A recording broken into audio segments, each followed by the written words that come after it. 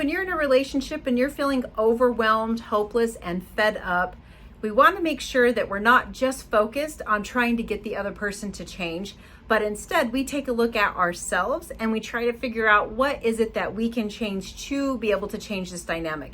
And part of the problem is if you're in a toxic cycle, you reach a point where you feel you have tried everything and nothing works, and that's what leaves us feeling helpless. But what if there was something else that we could try?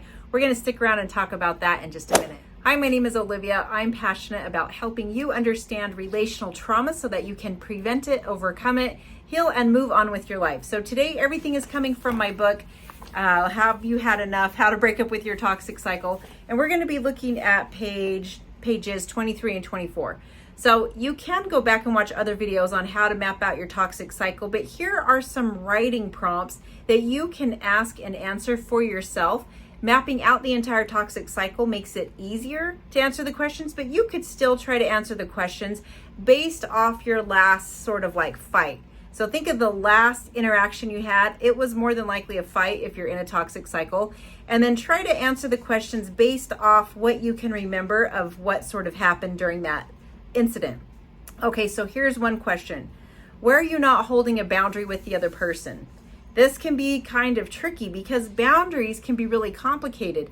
But if you think about it, was it something they said to you? Was it what they said to you? Maybe it was how they said something to you. Maybe it's, something that you've already asked them a million times to do and they just didn't do it again. So spend some time exploring if you feel you're in a safe space to do so. Otherwise, seek help from a local professional in your area. But if you feel like, no, I can look back and reflect, I'm fine, then try to look back and see, where did I not hold a boundary with them? Maybe they snapped at you or they were inappropriate with you. Just what was it that happened that you did not hold a boundary with them? You either let it go or you just reacted and engaged. The next one is, where were you not holding a boundary with yourself? So maybe you said, the next time this happens, this is what I'm going to do, but then it happened and you didn't do it. So that would be maybe a spot you were not holding a boundary with yourself. But it could also be, I'm not going to do this again. Maybe that was just the thought you had in your head, but you did it again. So trying to think back, where are you not holding a boundary with yourself? So where are you not holding a boundary with the other person? Where are you not holding a boundary with yourself? Number 3 is, what is your role in the relationship? So it really helps if you give this relationship a title. So it could be like parent, child, romantic partner, co-worker, friend, neighbor. Just what type of relational dynamic is this? And once you can define the type of relationship it is, then you want to define what's your role. So let's say it's parent-child. My role specific to that would be parent, and I would be mother, right? So my role would be mother. And then you want to ask, okay, so what encompasses my role? Well, with that role, I see it as I would need to be a nurturer, a guide, their biggest cheerleader. I am the one who is, monitoring what they're doing, making sure they're getting done what they need to get done. I'm supporting them in lots of different ways.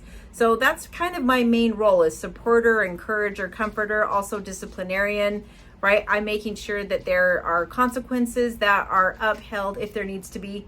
And then the 4th question is, what boundary do you need to set in order to fill your role in the relationship? So let's say that I'm in this toxic cycle with my child, and we know that toxic cycles, they pull you from your role and they destroy that closeness.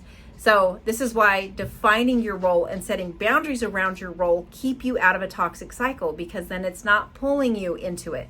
So if my boundary with myself in this relationship, so I could have the role, is, okay, I'm not going to argue with my child, because the second I start arguing, I end up fighting like I'm a kid too. I get right down on their level, and now I'm pretty much acting just like them, or like I need to prove something to them, right? When the truth is, no, I'm parent, I'm in charge. So how can I maintain that role? I'm just going to say, I'm not going to argue with them, which means I'm probably just going to enforce a consequence much sooner, like maybe a timeout consequence or something, whatever consequences I have, or they could lose a privilege or something like that. So that would help me to stay in that parental role rather than kind of getting down on their level and almost like fighting and arguing with them. So depending on what toxic cycle you want to look at, or the same fight you keep having with someone in your life, that's important to you. It helps to go through those 4 questions, right? Where you're not holding a boundary with them, where you're not holding a boundary with yourself, what's your role in the relationship, what's a boundary you can set to keep yourself in that role. And this is during a difficult time. So if you look at the role, if you look at the type of relationship you have, where you have, in the past not held those boundaries with yourself, where you've not held boundary with others, those boundaries are really there to help you not get sucked into that toxic cycle. Toxic cycles feel so bad. I think it's really beneficial to spend more time understanding them and talking about them, because they can take you to some really dark places when you're stuck in one. And it's, amazing because you can kind of come out of it and you can get some hope again and get some momentum, but then it's a cycle. So it's going to have a pattern and you get sucked right back in. And here comes the dread and feeling so overwhelmed, find yourself feeling hopeless again. And then you just keep doing it normally until it breaks, but it doesn't have to be that way. So you can find all of this and more to Have You Had Enough? And I will put a QR code on the screen. I also developed a really quick, easy, simple worksheet. I'll put a QR code on the screen for that as well. I also have a full course available on my website.